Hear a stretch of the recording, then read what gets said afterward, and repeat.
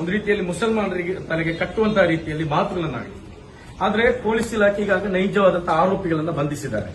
ನಮಗೆ ಹೇಳಿಕಿರುವಂತಹದ್ದು, ಇಂತಹ ಘಟನೆಗಳು ನಡೆದಾಗ ಈ ಪ್ರತಿ ಸಂದರ್ಭದಲ್ಲೂ ಕೂಡ ಸಂಘ ಪರಿವಾರ, ಬಿಜೆಪಿ, ಅದರ ನಾಯಕರುಗಳು, ಶಾಸಕರುಗಳು ಬಂದು ಮುಸಲ್ಮಾನರ ವಿರುದ್ಧ ಎತ್ತಿಕಟ್ತಾರೆ, ಜನರನ್ನ ಪ್ರಚೋದಿಸುವಂತಹ ಕೆಲಸ ನಡೆಯುತ್ತದೆ. ಆನಂತರ ಪೊಲೀಸ್ ಇಲಾಖೆ ತನಿಖೆ ನಡೆಸಿದಾಗ ನೈಜ ಆರೋಪಿಗಳಾಗಿ ಮುಸಲ್ಮಾನರಲ್ಲದವರು ಇಲ್ಲಿ ಸಿಗ್ತಾರೆ. ಈ ಘಟನೆಯಲ್ಲೂ ಕೂಡ ಅದೇ ನಮಗೆ ಕಾಣಲಿಕ್ಕೆ ಸಾಧ್ಯವಾಗಿರುವಂತಹದ್ದು.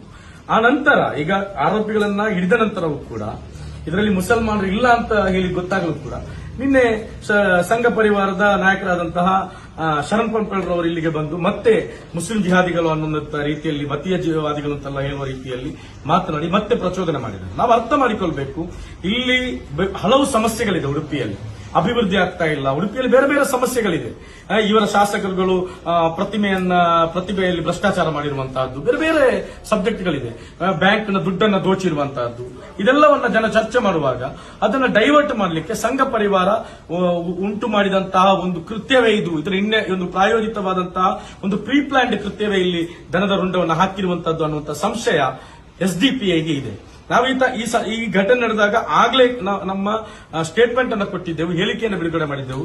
ಇದರ ಹಿಂದೆ ಯಾರಿದ್ದಾರೆ, ಅವರ ನೈಜ ಆರೋಪಿಗಳನ್ನ ಕಂಡುಹಿಡಿಬೇಕಂತ ಹೇಳಿ ಪೊಲೀಸ್ ಇಲಾಖೆ ಅದು ಮಾಡಿದೆ. ಆದ್ರೆ ಕೂಡ ನಾವು ಸರ್ಕಾರ ಮತ್ತು ಪೊಲೀಸ್ ಇಲಾಖೆಯಲ್ಲಿ ಇರುವಂತಹದ್ದು